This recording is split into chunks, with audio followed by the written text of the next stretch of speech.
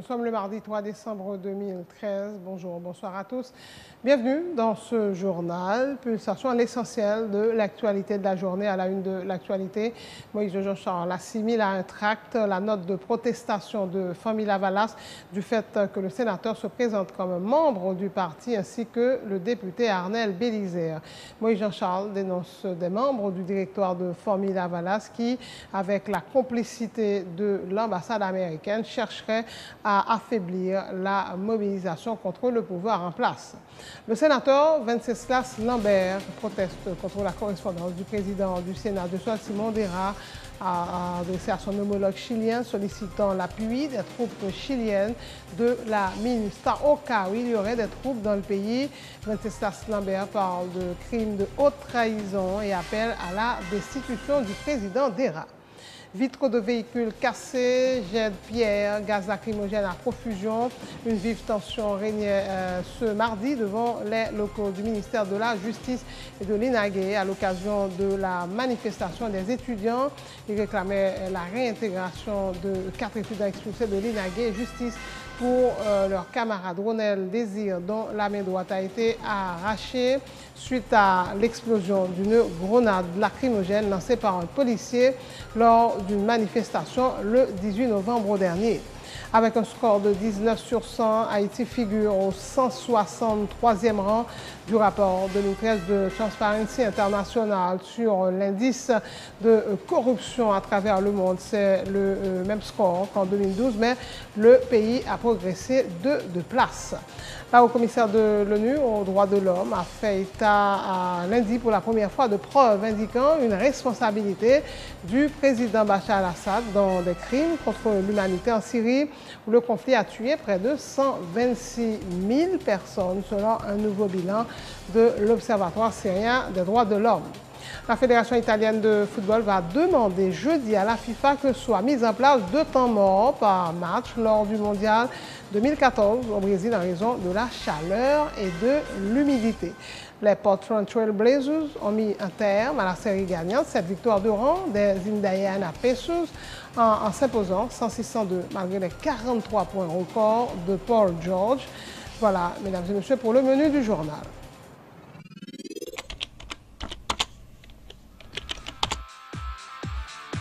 Bienvenue à cette édition d'Information Pulsation, l'essentiel de l'actualité de la journée. Merci de votre fidélité. Bienvenue dans ce premier numéro de Pulsation Week-end.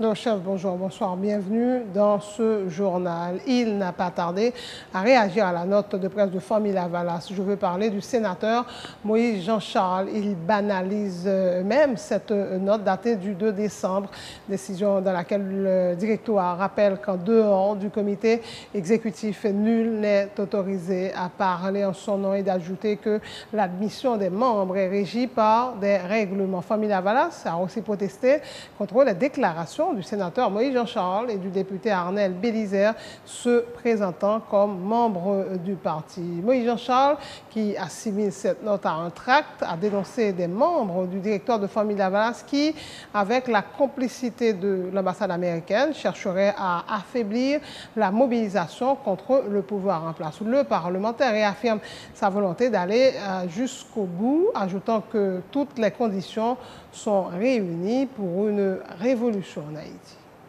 Son texte que nous ne pouvons pas reconnaître, le texte n'est pas sorti en la fondation pour arriver d'Elma.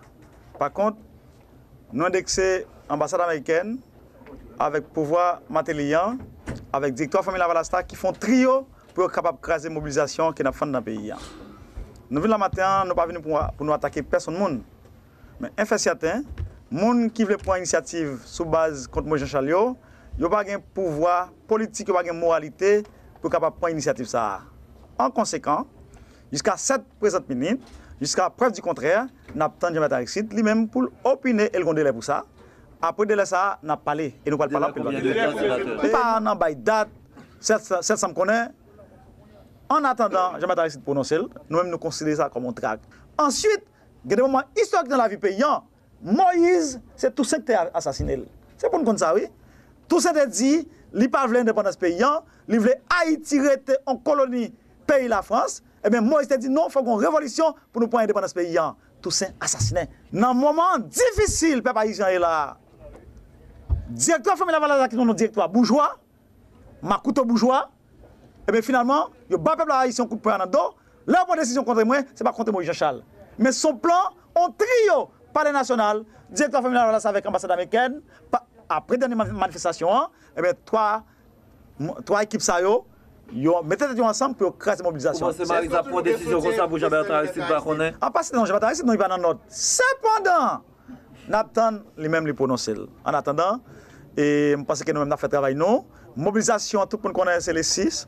Sinon, 6 décembre, nous avons sorti devant dans la zone Bel Air, nous avons passé Saint-Jean-Bosco, nous parlons devant le consulat dominicain pour nous régler l'envoi pour Haïtiens, cap victime en bas toute qualité de mauvais bagaille. En attendant, nous disons tout le monde, véritable parti politique, c'est parti politique peuple, nous ne pouvons pas mettre nous dehors. Non, nous classons ça, nous disons, directeur la Valastan, on analyse chaque monde pour eux. Pas Chavob, nous avons acheté machine pour Matéli en même temps, blender machine pour Matéli. Marie Nassis, employé USAID, zami ambassade américaine, zami madame Matéli. L'autre point qui est encore, Claude Oumen, tout le monde connaît Wally. En tout cas, on a confiance là, pour nous dire tout le monde, mobilisation, pas camper, n'a pas parlé sur ça, je dis seulement, et puis, n'a reprendre mobilisation pour que nous parler jusqu'au bout. En attendant, me dit tout le monde, restez tête faite, parce que, je dis, quand on soit peuple ou pas capable de bloquer en situation cap développement d'un pays, côté tout le monde dans misère noire. Moi-même, pour les haïtiens, pour les payants, je ne Le président de la Commission Affaires étrangères du Sénat, Wenceslas Lambert, proteste contre la correspondance adressée par le président du Sénat, de Sol Simon Dera, à son homologue chilien, sollicitant l'appui des troupes chiliennes de la MINUSTA au cas où il y aurait des troupes dans le pays à cause des agissements du chef de l'État. Le Sénat chilien devrait statuer ce mardi sur cette correspondance datée du 6 novembre. Il s'agit, selon Wenceslas Lambert, d'une démarche unilatérale d'un sénateur qui appelle donc des soldats étrangers à renverser, je cite Wenceslas Lambert, un gouvernement légitime et progressiste. Il parle de crimes de haute trahison et appelle à la destitution du président Dera. Rappelant que le Sénat avait voté une résolution appelant au départ des troupes onusiennes du pays. Grosso modo, je dit, les nous bien gardé les plans, c'est comme si nous avons dit que le président Dera mandé à force chilienne qui fait partie de MINUSTA en Haïti pour intervenir militairement, auquel cas où, contre le gouvernement haïtien, le gouvernement légitime de la République d'Haïti, auquel cas où, eh bien, tu as un petit problème dans le pays. Donc, m'estimer que on l'aide comme ça, c'est pas normal pour que le président Dera adresse unilatéralement on l'aide comme ça à un président Sénat étranger côté que vous engagez le Parlement. M'appli on t'y parti dans lettre là pour nous. Le Parlement, honorable président, le Parlement haïtien est convaincu que les troupes de votre pays choisiraient, si la tournure des événements l'impose, de défendre le peuple haïtien assoiffé de démocratie contre les excès d'un pouvoir arbitraire et totalitaire.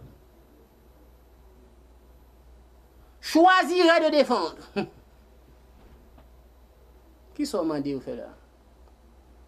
Vous mandez pour attaquer militairement le gouvernement qui est dans le pays.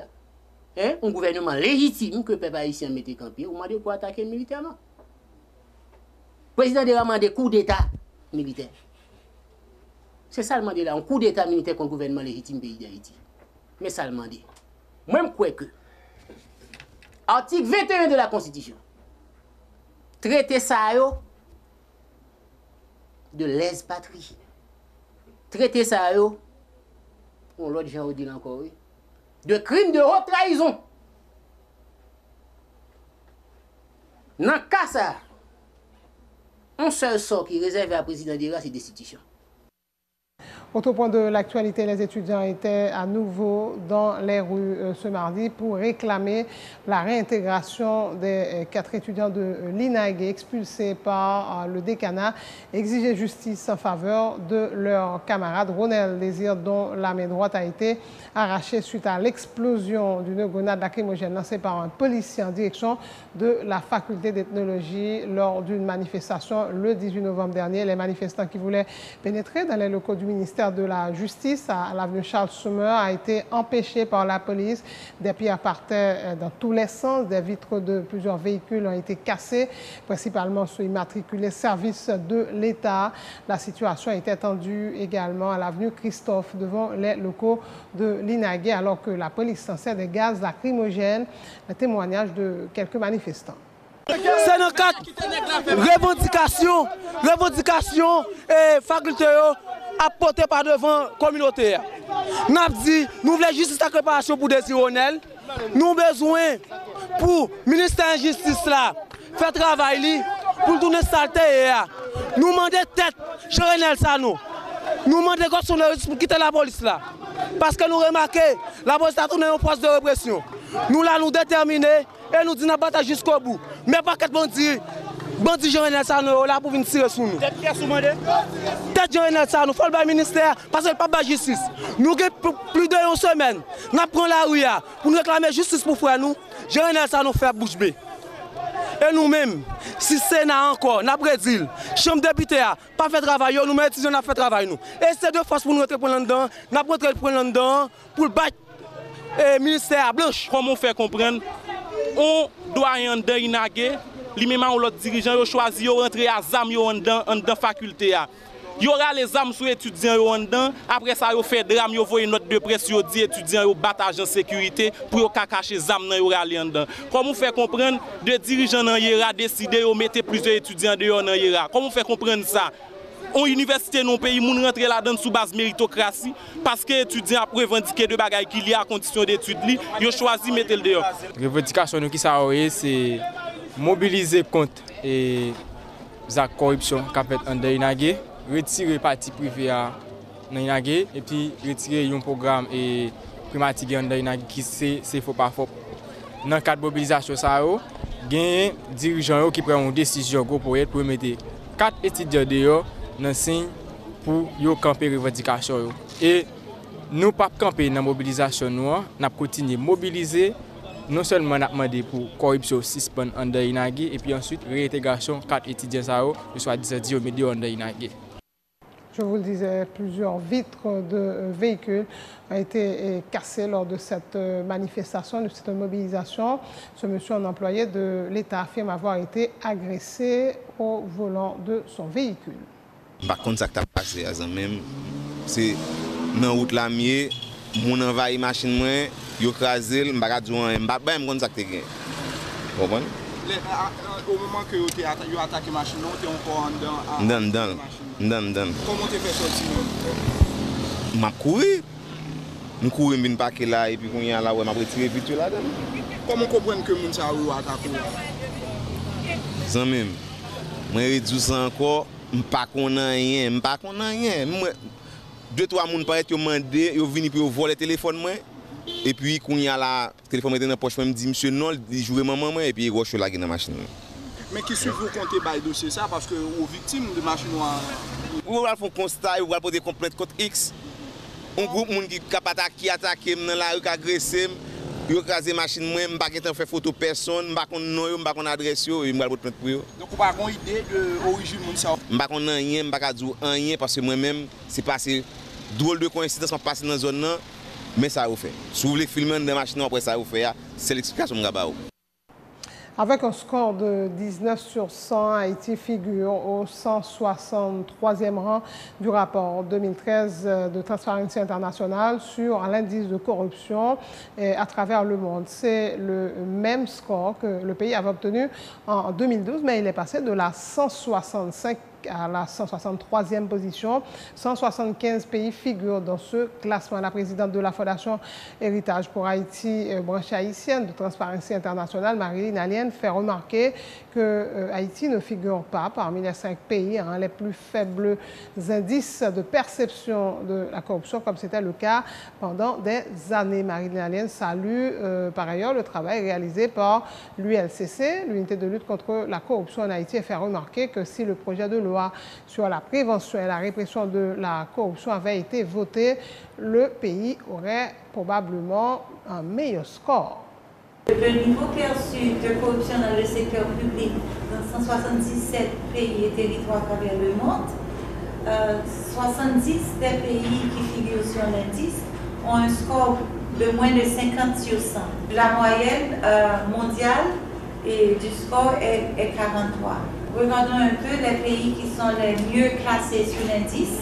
C'est le Danemark, après nous avons la Nouvelle-Zélande, après la Finlande, ensuite la Suède, la Norvège et le Singapour. En général, ces 5 pays figurent généralement toujours à la tête de l'indice comme les pays perçus comme étant les moins corrompus. Et nous les considérons comme les éternels bons élèves. Il faut aussi regarder ceux qui figurent comme étant perçus comme étant les plus corrompus. Nous avons le Soudan Sud avec un classement de 173 et un score de 14. Nous avons aussi le Soudan, nous avons l'Afghanistan, la Corée du Nord et la Somalie.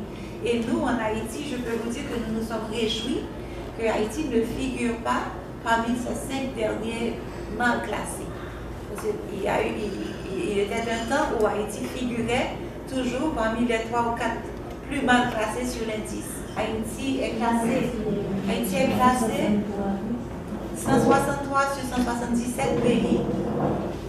Et Haïti a un score de 19 sur 100. Et on peut comparer à l'année dernière. Haïti avait l'année dernière un score de 19 aussi. Ça veut dire qu'il n'y a pas eu de changement au niveau de la perception de la corruption en Haïti. Plus proche à nous, la République dominicaine avait un score de 25 et est classé 123 sur 177. Il y aura des déçus quand il s'agit du score qu'Haïti sur l'indice de perception de la corruption. Je sais certainement que l'unité de lutte contre la corruption va se sentir, l'équipe de l'unité de lutte contre la corruption va se sentir un peu déçue. Nous savons à la Fondation Héritage que cette équipe travaille vraiment beaucoup. Nous pensons que si ce projet de loi sur la prévention et la répression de la corruption avait été voté, un projet de loi qui est au Parlement depuis décembre 2009, c'est certain que ça aurait contribué à un meilleur score pour Haïti sur l'indice. Autre point de l'actualité, commémoration ce mardi 3 décembre de la journée internationale des personnes handicapées. Plusieurs activités ont été réalisées à Port-au-Prince, notamment à l'école Saint-Vincent, à l'initiative de la secrétaire d'État à l'intégration des personnes handicapées. Le secrétaire d'État, Gérald Auriol, a mis l'accent sur la nécessité que soient respectés les droits des handicapés qui sont des citoyens à part entière. Il appelle chaque citoyen à jouer pleinement son rôle pour faciliter l'intégration des handicapés à différents niveaux. Dans le cadre de 3 décembre, vraiment, tout pays est recommandé pour organiser des activités de réflexion et des activités qui mettaient en valeur les gens handicapés pour sensibiliser la société, pour faire reconnaître les droits des gens handicapés en tant que citoyens à part entière. Donc, nous-mêmes, en Haïti, de concert avec la société civile, de concert avec des partenaires au niveau international, il y a un nombre d'activités que nous organisons autour du 3 décembre et le 3 décembre pour commémorer ce moment. Et par exemple, le 30 novembre dernier, nous avons organisé un festival de l'intégration pour mettre en valeur tout artiste, musicien en situation de handicap pour vraiment sensibiliser grand public là et sous problématique mon handicapé, sous rôle que chaque citoyen et citoyenne capable de jouer pour faciliter l'intégration mon handicapé à différents niveaux. Ensuite, hier encore, nous avons une activité au niveau de Oasis, une activité et une table ronde, on chita parler que nous avons fait avec différents secteurs de la vie nationale autour de loi sur l'intégration mon handicapé qui était votée depuis le 13 mars 2012 et qui était promulguée le 21 mai 2012 par le président de la République. En fait, rêve nous, c'est que réflexion que nous faisons 3 décembre, est capable d'une réalité de tous les jours. Que rêve que et rêve 3 décembre, nous sommes capables de vivre chaque jour et que les gens handicapés dans 4 coins pays et jouit pleinement de droits et en tant que citoyen à part entière. Donc à niveau ça, le gouvernement grand pile effort que l'a fait et de concert avec tout acteur qui était déjà et a fait un travail important. Les travaux de reconstruction du centre Saint-Vincent qui accueille les handicapés doivent coûter environ 5 millions de dollars et seront financés en grande partie par l'Église épiscopale des États-Unis, selon le directeur, le père Sadoni Léon. Le centre Saint-Vincent qui a été détruit lors du séisme de 2010. Le centre Saint-Vincent pour enfants handicapés, après le tremblement de terre, les tremblements de terre ont casé toute l'infrastructure. Après le tremblement de terre, nous avons joué un support japonais qui était venu de nous reconstruire, ou encore construire shelter pour nous capables de recommencer à fonctionner avec l'école et avec la clinique. Nous avons 300 personnes avant 12 ans. Est-ce que pas de victimes ou tremblement de terre là, il pas de victimes? Oui, tremblement de terre, nous avons perdu 7 personnes qui étaient dans le centre là, parce que dans l'aile de rivière, nous avons étudié. Actuellement, nous pouvons recevoir seulement 250 personnes. Mais là, nous faisons reconstruire Saint-Vincent, nous sommes capables de faire projection pour nous recevoir 300 personnes. Nous avons support l'Église épiscopale des États-Unis qui a aidé nous pour nous faire reconstruction. Et support ça, il ne peut pas permettre de nous finir avec la reconstruction, mais il est capable de permettre de nous commencer avec la reconstruction de l'école Saint-Vincent. C'est une construction parasismique et qui a bien là dans l'école, dortoir, clinique, guest house, administration. Donc son construction en 2 parties. Nous avons une partie qui a construit dans la rue des casernes en face du Népal et nous avons l'autre partie qui a construit dans la rue de l'enterrement des 2 pénitentiaires nationales tout près du collège Bird. Donc construction ça a avoisiné environ des 4 à 5 millions de dollars américains.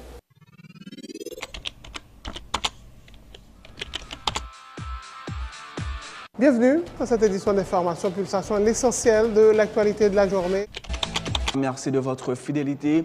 Bienvenue dans ce premier numéro de Pulsation Week-end.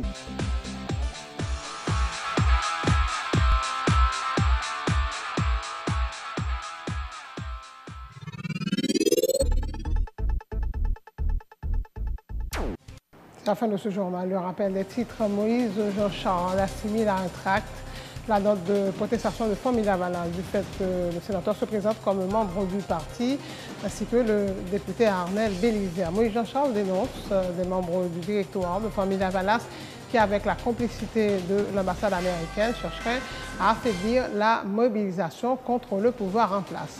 Le sénateur Venceslas Lambert proteste contre la correspondance du président du Sénat, Josué Simondera, adressée à son homologue chilien sollicitant l'appui des troupes chiliennes de la MINUSTA au cas où il y aurait des troubles dans le pays. Venceslas Lambert parle de crimes de haute trahison et appelle à la destitution du président Dera. Vitres de véhicules cassés, jet de pierre, gaz lacrymogène à profusion. Une vive tension régnait ce mardi devant les locaux du ministère de la Justice et de l'INAGE à l'occasion de la manifestation des étudiants qui réclamaient la réintégration de 4 étudiants expulsés de l'INAGE et justice pour leur camarade Ronel Désir, dont la main droite a été déchiquetée suite à l'explosion d'une grenade lacrymogène lancée par un policier lors d'une manifestation le 18 novembre dernier. Avec un score de 19 sur 100, Haïti figure au 163e rang du rapport 2013 de Transparency International sur l'indice de corruption à travers le monde. C'est le même score qu'en 2012, mais le pays a progressé de 2 places. La haut-commissaire de l'ONU aux droits de l'homme a fait état lundi pour la première fois de preuves indiquant une responsabilité du président Bachar al-Assad dans des crimes contre l'humanité en Syrie où le conflit a tué près de 126 000 personnes selon un nouveau bilan de l'Observatoire syrien des droits de l'homme. La Fédération italienne de football va demander jeudi à la FIFA que soient mis en place 2 temps morts par match lors du mondial 2014 au Brésil en raison de la chaleur et de l'humidité. Les Portland Trail Blazers ont mis un terme à la série gagnante, 7 victoires de rang des Indiana Pacers en s'imposant 106-102 et ce malgré les 43 points records de Paul George. Merci de votre attention. Bonne suite de programme sur Télé Pluriel.